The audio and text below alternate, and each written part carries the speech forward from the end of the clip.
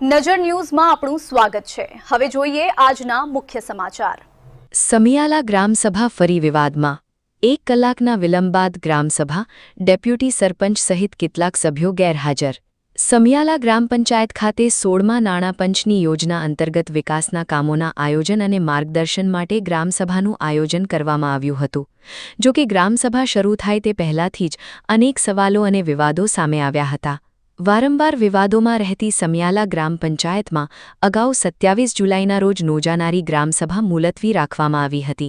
ત્યારબાદ આજે યોજાયેલી ગ્રામસભા પણ નિર્ધારિત સમય કરતાં આશરે 1 કલાક મોડી શરૂ થતાં ગ્રામજનોમાં અનેક તર્ક-વિતર્ક જોવા મળ્યા હતા।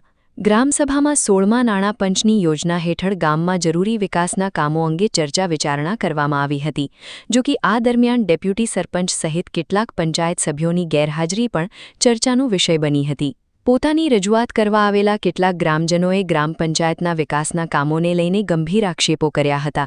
ગ્રામજનોનું કહેવું હતું કે દરેક ગ્રામસભામાં વિકાસના કામોની ચર્ચા અને ઠરાવો કરવામાં આવે છે, પરંતુ જમીની સ્તરે અનેક કામોનો અમલ થતો નથી।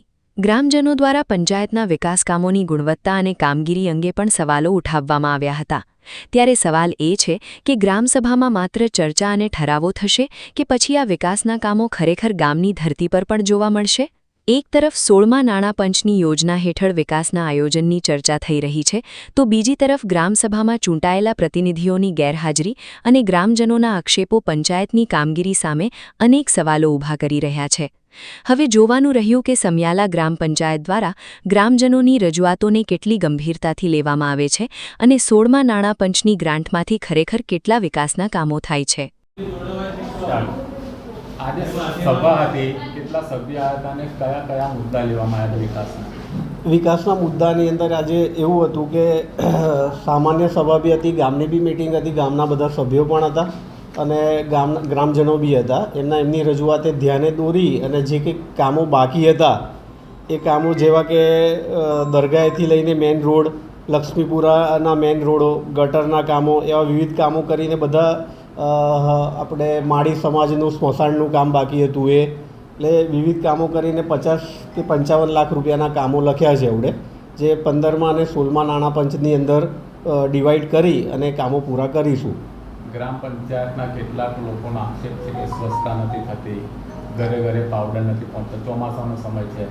ના, દરેક પાવડર એના વિડીયો બી છે અને આમાં શું છે કે અમુક એવું હોય કે અમુક વિસ્તારમાં નહીં પહોંચ્યા હોય એને બી ધ્યાને દોરીને જે છે કર્મચારી બોલાવીને બી આપણે કીધું કે ખૂટતો હોય તો પાવડર લાવીને બી તૈયાર વહેલી તકે બધી જગ્યાએ નખાઈ દેવું એવું। ગ્રામ પંચાયતના લોકો રજૂઆત કરવા આવે છે તો તલાટી દ્વારા સભ્યો આજે સ્ટ્રિક્ટલી તલાટી મેડમને બી કીધું, બરાબર છે કે આવું દરેક વ્યક્તિને માનપૂર્વક તમે સહયોગ આપો ને તમારું જે કામ છે એક જ વાર પંચાયતે આવે અને બીજો ધક્કો ખાવાની જરૂર ના પડે એની તકેદારી તમારે રાખવી એવી સ્ટ્રિક્ટલી મેડમને કીધું। નહીં કે અમે ઉપલા અધિકારી ટીડીઓને જાણ કરવાની થશે તો કરીશું કે ભાઈ, એટલે મેડમને બી આ તમારી સામે છે ને મેડમને બી કીધેલું છે એવું।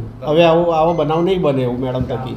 સૌથી મોટો તળાવ છે, મગર બહાર આવી રહ્યા છે, બેલ વધી ગઈ છે, સ્વચ્છતા કોઈ દેખાતી નથી એ વાત। હવે આ ધારાસભ્યથી લઈને બુડા કોર્પોરેશન આપણે લાગતું નથી તો કોર્પોરેશનમાં બધે લેખિત રજૂઆત કરેલી છે કે તમે જે આ પાણીની કાસ છે, જે વરસાદી પાણીની કાસ, એ પાણીની કાસની અંદર કોર્પોરેશનનું ગંદુ ગટરનું અને મળમૂત્રવાળું પાણી આવે છે એ અમારા તળાવમાં આવે છે, બરાબર, જેનો નિકાલ કરો। તો કોઈ અધિકારી સંભાળવા તૈયાર નથી। એટલે અત્યારે મેડમને મેં સ્ટ્રિક્ટલી કીધું કે તમે હવે લેટર એવો લખો કે આખું ગામ ભેગું થઈને જે આ પાણી છે બંધ કરી દઈશું ને ઉગ્ર આંદોલન કરીશું જો આનું નિવારણ 15 દિવસમાં ના આવ્યું તો, અને અગાઉ અમે રજૂઆત કરેલી છે એવું।